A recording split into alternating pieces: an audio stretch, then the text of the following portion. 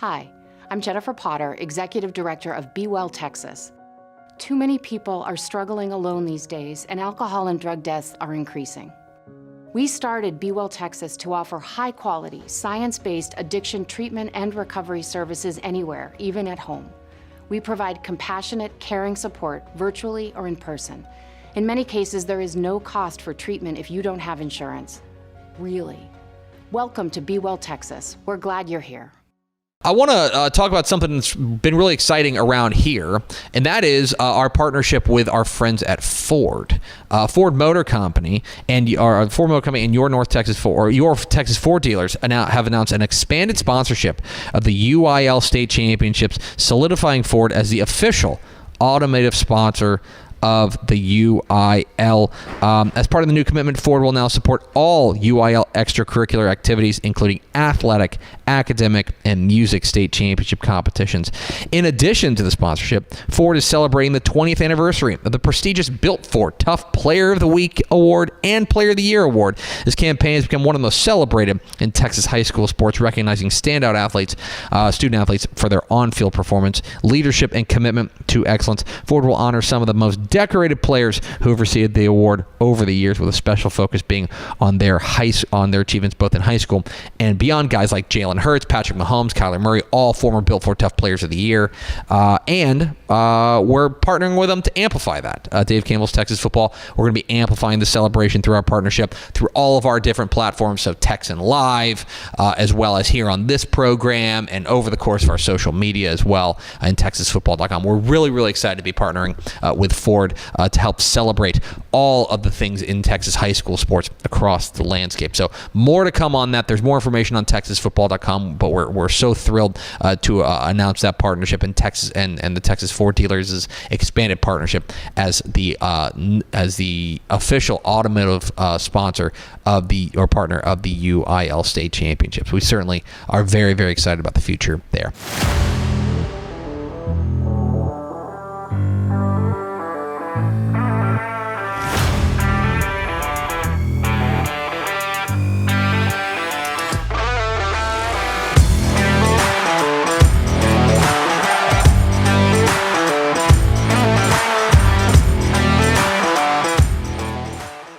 Hello and welcome into a special edition of the Dave Campbell's College Football Podcast. Got your regulars here. I'm your host, Carter Yates. That is senior writer Mike Craven. We're joined today by Rob Breaux, one part of the Gambling Gauchos. You can see him on Dave Campbell's Texas Sports Network, our Republic of Football podcast network. Rob, let's set the stakes here for Texas Tech this season. I feel like it's been a really publicity-grabbing offseason. I feel like there's a lot of good vibes going in. What are the stakes of year 4 for Joey Maguire here? Man, that's a really big question to start with. I'll ease you into it. No softball from the top. Look, the stakes are high, and I think part of it is year 4 of any coach. The stakes are high. You got to win, and you got to win in a way that you haven't won before. And Joey Maguire has kind of stepped up each year. You had the year 2 that's 6-6, but you still win in the Big 12. Is kind of a rough non-con, and you get there, but it's first round robin Big 12 winning record in year 1. It's back-to-back for the first time since 08-09 in year 2. It's first 6-win Big 12 season since whenever in year 3. So the natural progression here is in year 4, you're truly competing for a Big 12 title. In year 1 of the Joey Maguire era, if you kind of go back and do some math, if you beat Kansas State, you're probably playing TCU for the Big 12 title. In year 3, if you go back and do some math and beat Colorado, you're probably playing for a Big 12 championship against, I don't know, it was so weird last year, maybe Iowa State. But you beat both of those teams that were playing for a conference championship last year, one in Lubbock, one on the road. So you've been in the mix, but the stakes are high. And if you look at the recent history of Texas Tech football, you've seen a program that has succeeded about as much as they've put into it. The Cliff era, you got about 500 because you're putting about 500 effort into it.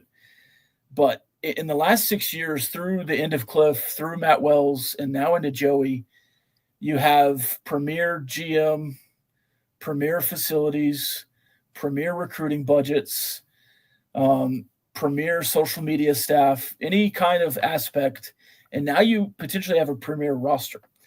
So the stakes are high, and the stakes are high to compete for a Big 12 championship. From what I've seen, the over and under is set at 8.5 in terms of win. What happens? What goes on in Lubbock if that doesn't hit? Right, like if Tech goes 7-5, 8-4, what's the conversations like? Yeah, two really easy questions off the top. Right.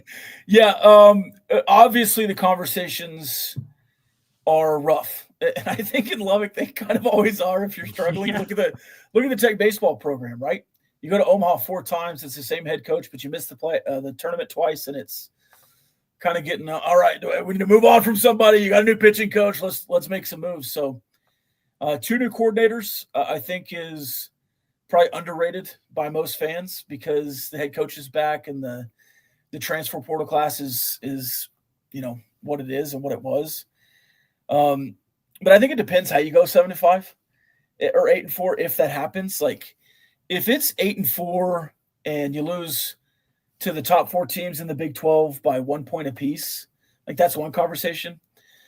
But if you lose to Oregon State or, God forbid, Arkansas Pine Bluff or Kent State in the non-con and you lose, 4 Big 12 games, then it's like, okay, I don't think the administration would have Joey on the hot seat, but I think fans would.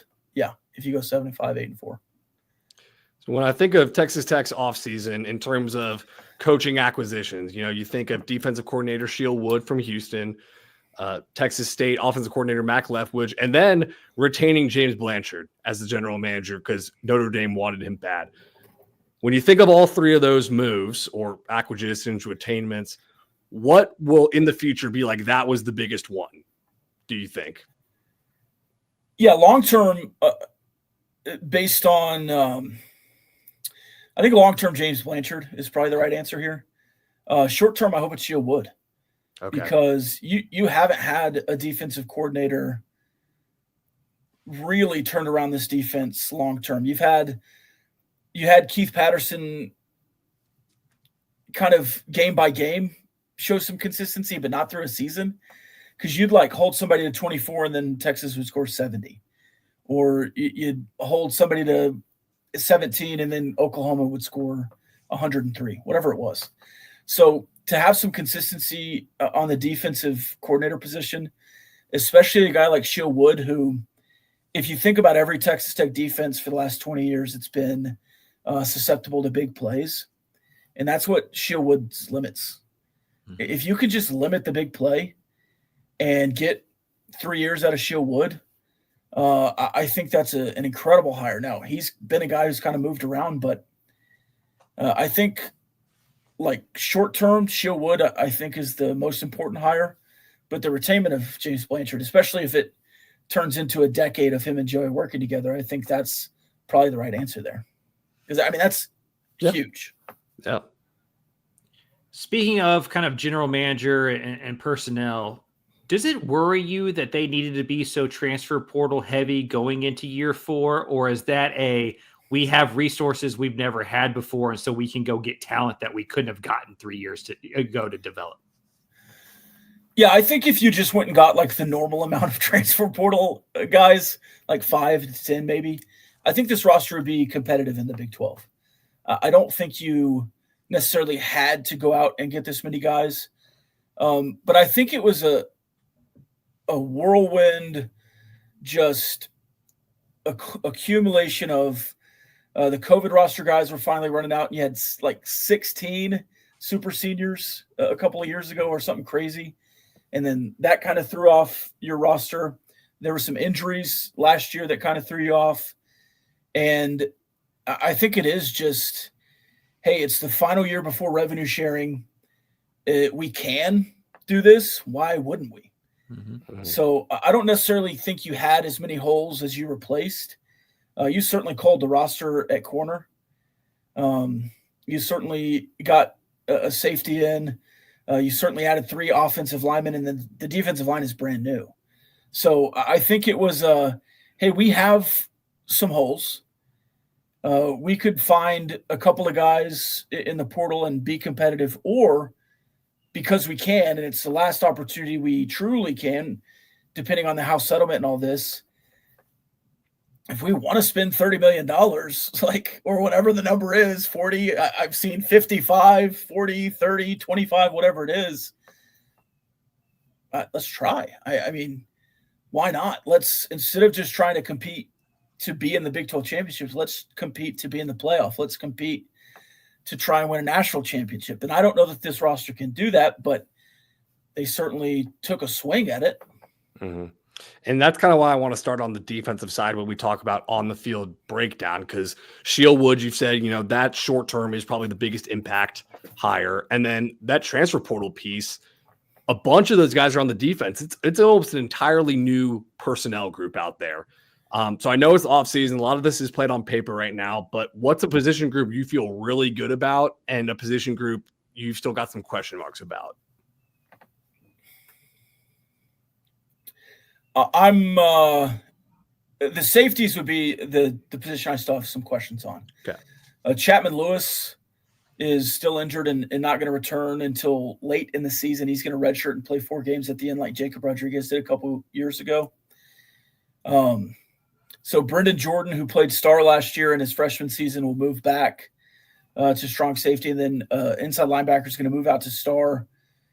I'm interested to see. I haven't seen – I've went back and watched some Houston and Troy and whoever else tape from Shield Woods, but I'm interested to see what the star looks like, that kind of hybrid.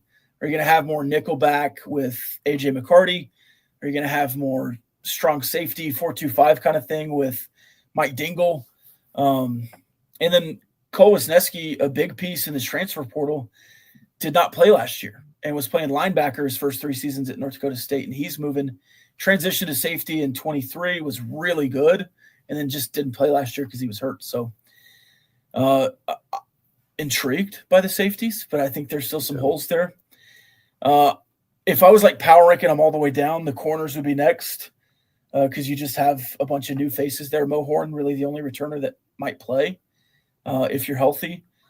Pollock was a top 10 corner-ish in the SEC last year. Excited by him. Linebackers, just left them alone. And I think that speaks to what Texas Tech and the coaching staff thought of them. Jacob Rodriguez was probably the biggest returner. He was like a transfer portal piece because he could have left, gone on to the next level or sought, richer pastures. And then young guy, John Curry, returner Ben Roberts, freshman All-American. Feel really good about inside linebacker. And then obviously the defensive line is just potentially insane, right? I think David Bailey's a top 5 edge rusher in the Big 12.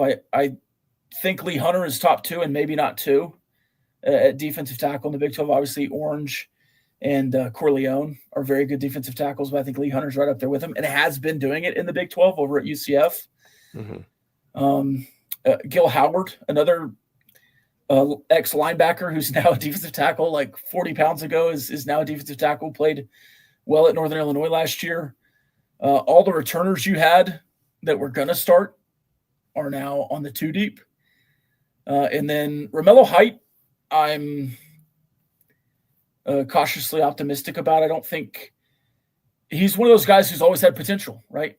And is talked about like, this is the next guy. This is the next guy. And he's like, well, let's see him put it all together a year. And I think the linebackers are going to be better because this defensive line. I think the secondary can be better because the defensive line. So it all works back to front there defensively. So if I'm saying I'm most excited about something, it would be this defensive line. And we didn't even mention AJ Holmes, who was excellent. Yeah. Who was an excellent player for a Houston defense that was really good last year. The LeBron meme where he's like in the pool and he's like, I can't believe this is my life. Like, was that the David Bailey reaction? Because that felt like almost unnecessary, right? Like that was just, that felt like that was Texas Tech just stunting on people. Like, we can go do this, so we're going to go do this. Yeah. The roster was done, right? I mean, it was complete. And then in the spring, they were like, oh, by the way, we're going to bring in David Bailey from Stanford because of a coaching change, a weird coaching change late in the spring. And then, oh, by the way, freshman All-American Cash Cleveland from Colorado is going to come over too. So, yeah, it's like piling a brand new supercharger on top of a new car. You're like, oh, I already had a nice new car, but all right, let's supercharge it. Why not? For free? Sure. Yeah, let's do it. Yeah, I was there on the magazine day stop the day that all went down at Stan, and it was just like, oh man, like they're gonna do this thing. Do you think Texas Tech fans are like ready to watch this kind of defense? Like, is this going to be kind of a culture shock situation here? I love Texas Tech fans, but we're so conditioned to wanting offense. So if you're winning, if you're 6-0 and it's like the average score is 24-17 in Big 12 play, right? It's going to be like, well, what's this offense doing? And so I'm excited for it, and I'm excited for the new world. And if you're going to I think you can play better than that on offense, but if that's the case and you're just focusing on defense and playing slower and not running 85 plays a game, which, Mac Leftwich has his own tempo to do, but I think the fans are ready to win. Mike, it is really what it is. And if winning means it's a slower, run heavy, 55-45 run to pass, focus on the defense, keep the defense fresh, keep everything in front of you kind of defense, which is different than maybe the Gibbs bend but don't break kind of pass that we had, or the Patterson bend but don't break. I think fans are ready for it, but I think there's always going to be some Stockholm syndrome with the Leach era that you're like, well, yeah, 24-17 is a win, but what about 56-35? That was cool too. So when you talk about those 24-17 scores being a possibility, is that more because you think the offense is not going to run as many plays, or is that because you have concerns about the offense? No, it's just because I didn't want to say 42-17. My man. Yeah, I think the offense is going to be good. I'm higher on Baron Morton than most, I would say. He is really the only quarterback to have consistency beyond a single season since Taylor Potts, if you remember Taylor Potts, and he really wasn't consistent beyond a season because he was Nick in a few games and Steven Sheffield was playing behind him. But Mahomes in 16 started every game. Nick Shimanek started 11 games and then came in for McLean Carter against Texas in week 12 or game 12. Famously telling Cliff Kingsbury, "You're running out of time. Put me in." It's like, all right, Shimanek.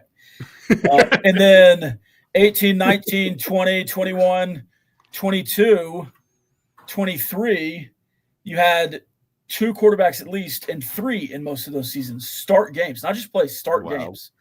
And it's Alan Bowman and Jet Duffy and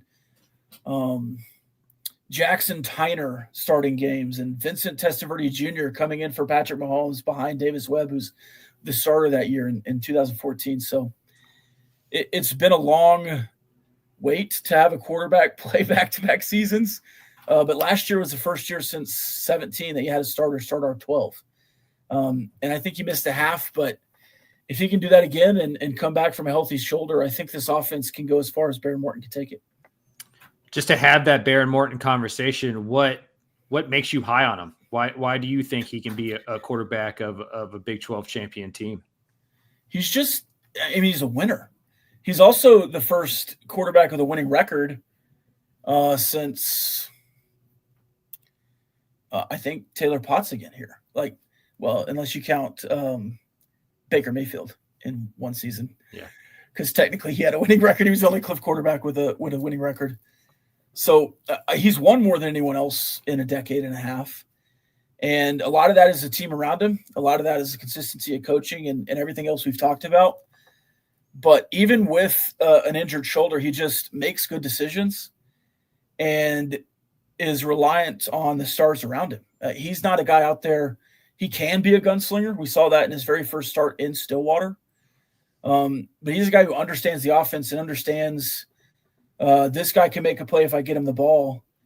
And, Taj Brooks isn't around anymore.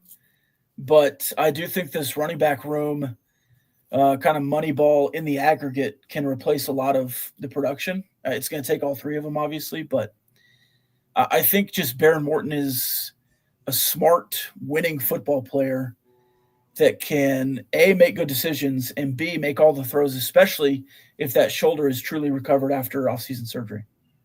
I think I got to come out here. I've been a bit of a Baron Morton hater, honestly. I like him as a leader and a guy. Like, I think he's a great dude. I think he's the team leader, very vocal, tough as shit, but I just feel like there's an extra gear that he doesn't have. And I feel like a lot of his stats of being the winning quarterback that you're talking about, and you mentioned this, but it's the team around him is a lot better. So I don't know, man. Like, you're convincing me more to ride with Baron Morton, but there's still something in the back of my mind that I'm like, I don't know, man. Carter thinks Will Hammond is going to pip Baron Morton this year. If he didn't fumble in the final drive against TCU, he might have last year. Honestly, he might give an extra shot there. He's got some zip, and I'm really excited about Will Hammond. But 3,300 yards, I don't have Baron's stats for me. 3,300 yards, 28 touchdowns, 8 picks with a sprained AC joint. Yeah. And Joey said that he was feeling better by the season's end. Also, just allow me for a second to have a small conspiracy theory, okay? Now, this is me reading between some lines with Joey in press conferences and whatnot. But after Oklahoma State, he mentioned in passing in the postgame, I told Zach Kittley to open the playbook. Why did you need to open it? Was it not open in week 11, right? Then the following week against West Virginia, what happened? Playbook's open. They're throwing it all over the field, extra gear, right? So I do think that there was a lot of focus at Texas Tech in the last 2 seasons to get Taj Brooks Taj's touches, right? The record. Certainly last year. They had the poker chips at Big 12 Media Day. They have the website before the season. I think there was a lot of effort to have an offense that was focused on Taj Brooks. Well, why not focus the offense on Baron Morton in 2025, especially if he's healthy? So if Mac Leftwich doesn't have, I'm not going to call it chains because I think Zach Kittley was calling what he was wanting to call, but if you do have an open playbook a little bit and you're not focused so much on the running back, maybe you juice it up a little bit. Maybe put a little ethanol in the gas tank here. Yeah, I do think that's a good point because I remember going into 24, Kittley was pretty honest about we didn't realize this was Taj teams until too long in 23. And we kind of, I like to throw the ball 40 times a game. I'm an air raid guy. I wanted to do that. Around week 6, week 7, we realized it's Taj's team. And I think they kind of held on to that a little bit too long and kind of handcuffed more. And I think they were worried about the shoulder as well and just not overexposing him. But Mac Leftwich, quietly, Texas State led the state in rushing last year.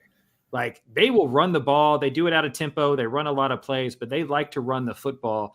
Do you think the average fan will notice a difference in the offense with Leftwich, or will this look like a pretty typical air raid based, Red Raider offense that if you're sitting in section 202, it just looks like it always looks?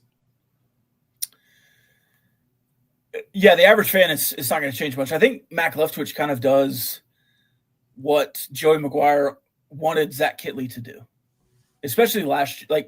That Texas State offense was kind of what Joey wanted last year. And I think now it's not all inside zone like Taj ran. You're going to have some outside stuff, but you're still going to have the screens to the sideline. It's a little more complex, I think, with Mac Leftwich's offense, but it's going to be a lot of the similar stuff, I think. Maybe some extra deep shots, and people will like that. Yeah, but again, I think that vertical stuff. I think that goes back to what Baron can do, because I always thought Zach Kittley was limited because of Baron's shoulder in the last season and a half. So I think it'll be similar, and maybe you have more home run plays this year with Mac Leftwich.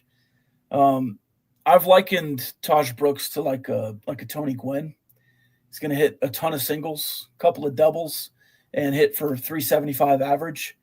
Well, maybe these other guys hit for a 275 average or 250 average, but it's more like Jim Tomei, and there's more home runs. So we'll see if you can get the production, get 1,500 yards between 2 or 3 of them, and get a running game going, because you have to have a running game in the Big 12. Do you have a read on who kind of the lead back is out of, so Cameron Dickey, Quentin Joyner from USC, and then Jacoby Dixon, right? Like, is there one pulling away, or is it going to be true committee? Yeah, Jacoby Williams. Jacoby Williams, my bad. I think Jacoby Dixon bred him. Yeah. You have the high school hat on. Yeah, there you go. Hey, man, you have to focus on way more names than I do. On the depth chart, it says Quentin Joyner out of USC. But I really think it might not be like 33 with the trio. It could be 50%, 25. I think they'll all three do things, and I think they all three kind of do different things. But Quentin Joyner out of the Big Ten, of running backs who carried it 65 times, it's like one of those complex stats, but of running backs that carried it 65 times and played in the snow once, he led the Big Ten in yards per carry. So like he didn't have enough carries to because he was closer to the 65 mark. So he wasn't on the rushing leader list at the Big Ten. So if you just type in Big Ten, but of guys that rushed it 65 times, he had 7.6 yards a carry. So I think he's really explosive, and he can also run between the tackles. I think Jacoby Williams can do that. You might have like Cam Dickey's the power back, maybe, and it's short yardage situations. You bring in Cam Dickey. It might be which one pass blocks the best and can do more things that plays more snaps. But I think the carries will be pretty close. But I would say Quentin Joyner will probably have the most carries. Conference realignment has broke my brain, because when you were like in the Big Ten, I was like, he played at USC, right? Not the Big Ten. Right. Oh yeah, no, that's correct. Yeah. Rob is correct. Yeah. I've always said, this is an original thought, but like Texas Tech's had a really good 7-on-7 football team for most of my life. But they have failed in the trenches, even in this tenure. I think going to the transfer portal so heavy on both sides of the line of scrimmage kind of proves that. What is your kind of upside optimism level for this offensive line and its ability to kind of come together with so many new faces? Look, I'm an offensive line guy. I love offensive line play. I call high school football games, and sometimes I lose the ball because I'm just watching the guards pull. And so I watch a lot of the Texas Tech offensive line. I think they've been better than advertised the last couple of seasons. You don't have back-to-back 1,500-yard rusher for the first time in program history with a terrible offensive line. They were better at pass pro than run blocking last year, and I think the analytics and like PFF grades, if you subscribe to those, kind of prove that. But in years past, I think you've had in some years 2 quality Big 12 offensive linemen, in some years 3 or 4. Well, you have 5 at a time on the field. And I think this year you might have 6. So I think this offensive line is going to be improved. Now, the talent on paper defensively and offensively, I think, is there. I think you're one of the most talented. Me and Kenny Dillingham think Texas Tech is one of the most talented teams in the Big 12, right? So I do think that the talent is there. But the question you asked is gelling, right? Can you gel? You're going to play Jados potentially at guard. He started 39 games at tackle at Miami of Ohio. Vinny Scurry could come back, but he didn't play since week 2 last year. He could play left guard. Both those guys listed at left guard on the depth chart. Howard Sampson, coming at left tackle from North Carolina. I think he'll be fine. Center, Sheridan Wilson, was one of the top returning centers in the Big 12. Could Cash Cleveland push there? Could he play right guard? Could he play left guard? Davian Carter is kind of a smaller offensive lineman. It's like 6 foot 300, but you know what I mean. Tiny. Yeah. 6 foot might be stretching it. Right. Well, yeah. So you have him at right guard currently, and then Zambrano at right tackle. He's a guy who did not play last year, but is a former FCS All-American. So, yeah, I do think there's going to be some opportunity to gel.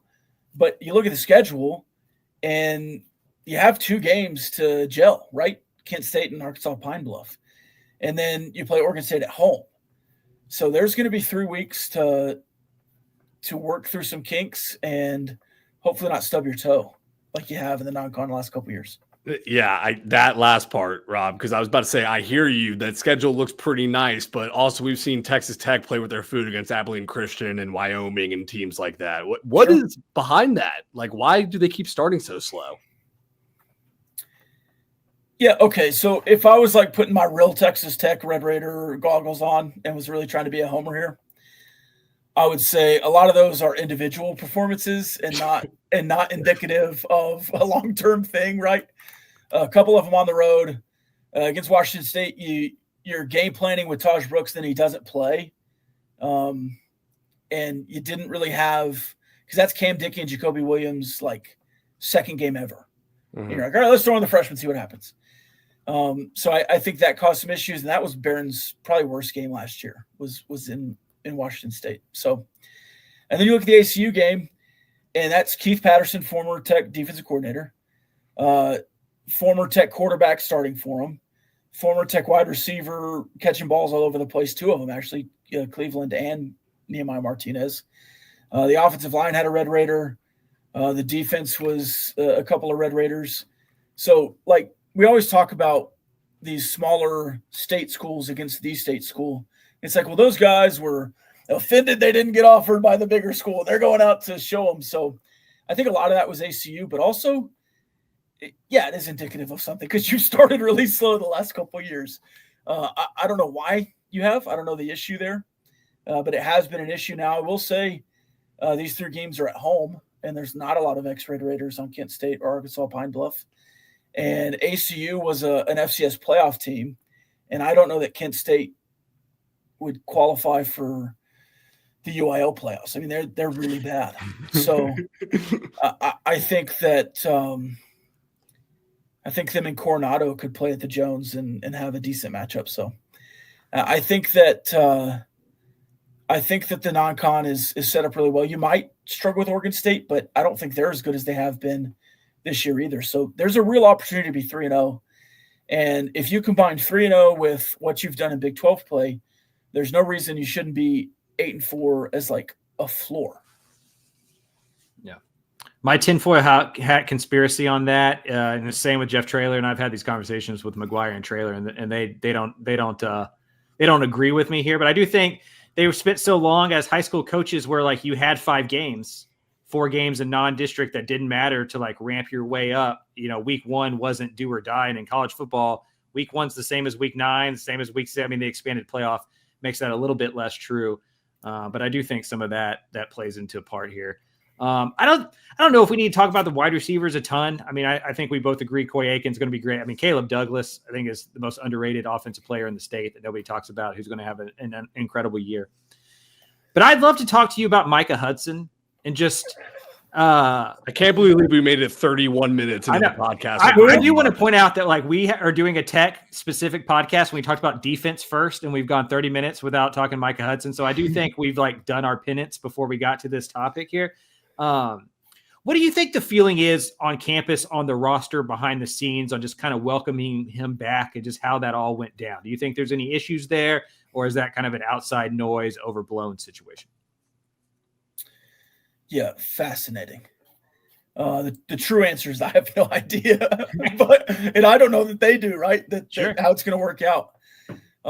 Micah Hudson during his original recruitment was seen as like a no-nonsense, blue-collar, just wants to work, wants to go and compete, find his way onto the field. And I think somewhere along the way, he believed the fan base, who I think was throwing gasoline or tannerite onto the why is Micah Hudson not playing drama last year. And I think he started to believe that. And I think there were some other people in his ear. But Don Williams of the Avalanche Journal here in Lubbock wrote a piece on Micah Hudson and his return. And there's a quote in there from his mom, right? Someone I would think would have some quality insight to the situation. Inside source. Right. Yeah. Sources say that I think Micah did start to believe the noise. And Joey said, I called his mom and said, well, I'm gonna call Micah and talk. And she was like, no, he's talking to you in person. And so I do think there's some accountability there, which I think was missing last year. He's a young kid, and sometimes you have to grow up, and sometimes you grow up in publicly embarrassing ways. And you go off to A&M and allegedly punch a quarterback and come back to Texas Tech, hypothetically. And so I do think that there's a long and winding road to get Micah Hudson back to Texas Tech. But the fact he's on the depth chart as a 2 on the outside behind Reggie Virgil, I think speaks to him coming back and buying in and being in the summer. I hope the fan base can act accordingly and not hype up Micah Hudson's return and just let him be Micah Hudson, not former 5-star Micah Hudson. But I think that's going to be tough for the fan base, especially if a guy like Reggie Virgil is struggling or Coy Aiken's move inside is maybe not as smooth as they want it to be. Of course, you also have Ray Alexander, and I think the number one option, as you said, is Caleb Douglas. So I hope, right, that the Texas Tech fan base can be calm. But if I know anything about the Tech fan base, they won't be. They won't be. And I love us for it because we're very vocal and aggressive. But I do think that Micah just needs a chance to grow, and maybe his foray into Aggie land is an opportunity for him to come back and buy in. And I do agree with that the fan base got very antsy to see Micah Hudson, but I think also Joey Maguire put a little gasoline on that fire too at Big 12 Media Days by saying, like, I've coached 4 NFL wide receivers in high school. He's better than all 3 of them. You'll see him day one, stuff like that. So, which that was not wrong in the summer too. So Joey Maguire wasn't wrong to say that, but you're right. There was a lot of hype there. I love Joey Maguire, and I don't ever want him to stop talking. But I think he even has realized that people listen and maybe listen too much, and not only listen, but remember. Mm-hmm. And, you know, if everything he says comes true, amazing. Talk your talk. But the year after having Tyree Wilson to come out and say, I think this defensive line is better than last year's. Yeah, that was another one. Or like our quarterback room is the best in the country, and it's Tyler Shuck and Baron Morton who hadn't really played yet. It's like, okay, all right. Yeah, let's maybe not say that kind of stuff. So, but again, I want something else to blow up this. I want him to go out and say that we're a playoff contender here at Texas Tech, and we believe in it, and we spent $1 billion, and nobody can do anything about it, kind of stuff. Because that's the Joey brand, right? And I don't want him to change. And, oh, by the way, I think that Joey brand is also a big reason that people are investing money in the program right now, like Cody Campbell, because he is like a great fundraiser, which is a big part of being a college coach. Yeah, absolutely. You think we could see some 12 personnel for Texas Tech? I know that's like sacrilege to talk about in West Texas and air raid and the 2x2 and all that kind of stuff. But like, yeah. I know they like John Carlos Miller a lot, and Terrence Carter is supposed to be just a freak athlete. How do you kind of see the tight end position being used in this offense? Yeah, 12 personnel, 13, 23, 22, whatever you want to do, I'm open to it. We had to sit through David Yost calling 11 personnel 98% of the time. Yeah. So, yeah, let's get a little crazy. And Kitley too, like last year in the later weeks, it's like Jacoby Williams has proven himself. Cam Dickey has proven himself. You have Taj Brooks. Like, let's put 2 of them on the field and see what happens. And you look at Texas State, they don't really do that a lot, but I don't know what kind of roster they had. Right? Yeah, he couldn't. He said they don't to me, have a lot of tight ends. He said this is the first time I've had 2 tight ends good enough to put on the field at the same time. Yeah, and if you want to go vertical, John Carlos Miller at Elon was like 20 yards a catch, and had a big up the seam catch against North Texas last year. And then Terrence Carter, did y'all see him dunking this week?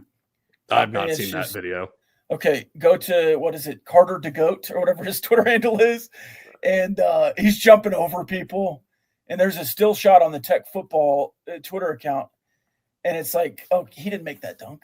Like, he's suspended at the block above a guy, and it's like, his arms extended. He's 3 feet away. He's like, he didn't make that. And then there's video of it, and he's like sticking his elbow in the rim. It's like that he was still going up when that shot was made. So I think he's really athletic, and everything that I've read about him in like draft prospects and everything else just laud his route running. And he was top 4 in the country amongst tight ends in yak last year. One draft guy analyst was saying he has deceptive speed. It's like, well, that doesn't really track with the yak, right? He just has speed. So I think he's 6'3", 246 right now. Squats, I don't know, 585 pounds. Can run, is a yak machine. If they don't use both tight ends, I think it's a little bit of a failure. But you can't run 4 wide, 2 tight ends, 2 running backs on the same play. Like, you got to have there's a certain amount of guys you can have out there. So I think you're fairly deep in the skill position world. And I hope you use Terrence Carter, and I hope you use John Carlos Miller. And I would love to see 12 personnel, 22 personnel. Like, you have to be better. You're pretty good in the red zone, but you have to be better in short yardage and not as predictable. And I don't know that either can be Jalen Conyers and take snaps and run the ball. But I think they can build on what you did with the tight ends last year, which I thought was pretty good. Woo! I just found the dunking video. It took me 5 minutes of searching on X because it's impossible to search usernames. Yes. Searched up Terrence Carter dunking, got a video from like 7 years ago of a his high stand-up school comedy routine. His high school tape is also awesome. That's the point you brought up there is what I'm most excited about with Texas Tech. It's like, you're not trying to find 11 players on offense and 11 players on defense. Like, you have like 15 to 17 guys that you could really use, and they have positional versatility to where offensively you can smash people. You can go old school air raid 4 wide. Defensively, you can bring in 2 or 3 big body defensive tackles or go speed rush on the edge or whatever. Is this the best roster that you've ever seen at Texas Tech? Ever? No. That 2008 roster was really awesome. I mean, like Crabtree, Harrell, Baron Batch played in the NFL at running back, and then you had Colby Whitlock and Cody Davis and the defensive players. But since then, I mean, obviously, since maybe 2015, I think that offense had LaRaven Clark, who played in the NFL, and then obviously Patrick Mahomes, if you heard of him, and DeAndre Washington, back-to-back 1,000-yard seasons, Jakeem Grant, the all-time receptions leader here at Texas Tech, Dylan Cantrell, Jonathan Giles, Kiki QT. Like, that was a really good roster offensively. Defensively, let's see. Was Broderick Washington there at the time? Maybe. He's in the NFL. So, I think maybe total roster-wise, certainly. I think offensively, you've had some really good offenses run through. But this potentially is the best offensive roster since 2015 and the best defensive roster since, like, 2009. So, I think – and then team-wise, since 2008 for sure. So then on this roster, let's do some projection, like end of this year. Who are we going to look back and say that was the MVP of this team? And who are we going to look back and say, hey, that was the X factor of this team?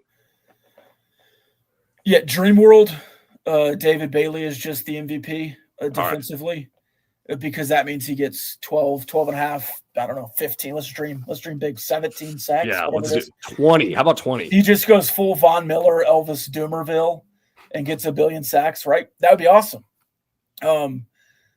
But probably more likely is Jacob Rodriguez is the MVP defensively, because Lee Hunter and Skylar Gill-Howard and Anthony Holmes, AJ Holmes are eating up blocks, and he's just running wild.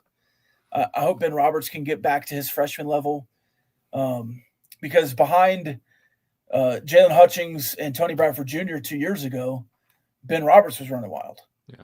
So if you have quality defensive tackles, I think those inside linebackers can have a really good year. And I would put those two up against any other combo of inside linebackers in the Big 12. And then offensively, I think if you're in the Big 12 championship, it means Baron Morton is the guy I think he can be. Mm-hmm. And that kind of a cop-out, right, to say the quarterback. But if you look at the other good quarterbacks in the Big 12, Sawyer Robertson, Rocco Becht, Sam Levitt, I mean, those guys not only were consistent but made big plays in big moments. So I think you have to have that. I think Caleb Douglas could lead the Big 12 in receiving. I think he's that good. He's the top 3, top 5 returner in the Big 12 with Baylor's wide receiver and I think BYU's leading receiver, Roberts, and then Brown at Kansas State. So I'm very excited about those guys. I hope the running backs are good, but I really do think it's going to be Caleb Douglas as wide receiver 1. Baron Morton has a great year if you get to where you want to be. And then your middle linebackers are the difference makers. Then lastly, before we get you out of here, what's your record prediction? How do you think this thing unfolds? Yeah, can I say 15-0? No. Yeah, you can. No. Do it. Let's make a headline. No, let's not get crazy. Okay, so the last time I was on this podcast, Big 12 Media Days 2 years ago at Jerry World, I came in and was very high on the amount of returning starters. A ridiculous amount of returning starters and a ton of super seniors. And I thought you would go 9-3. And I drove to Laramie, Wyoming a few months later and had a rain delay, was on the way there. Yeah. And then the drive home, not as fun. And then you lose to Oregon and they're a top 10 team. And so I am a little bit reserved here, but I still think this team can go 10-2. And that's a loss to like Kansas State, but you don't play Baylor. You don't play TCU. Kansas State's on the road. I think Utah is going to be a contender in the Big 12. But I think if you're 10-2, you have a real opportunity to be in the Big 12 championship. And I think a lot of that is, I think you'll be 3-0 in the non-con fairly easily. So I'll say 10-2. I like that, honestly. I think that's about where I am too. Craven, is that kind of, I don't want you to give away your magazine projection, but are we in the ballpark there? Yeah, I think I can give it away. I think I had 9-3 in the magazine. Yeah, I could see either 9-3, 10-2. Well, Rob, we're excited to watch Texas Tech football this upcoming year. It's a big, exciting offseason. Let's hope it turns out that way on the football field as well. For senior writer Mike Craven, I am Carter Yates. Thank you, Rob Breaux from the Gambling Gauchos, for showing up and previewing Texas Tech football. Rob, thanks for coming on, man. Yes, sir. Appreciate it.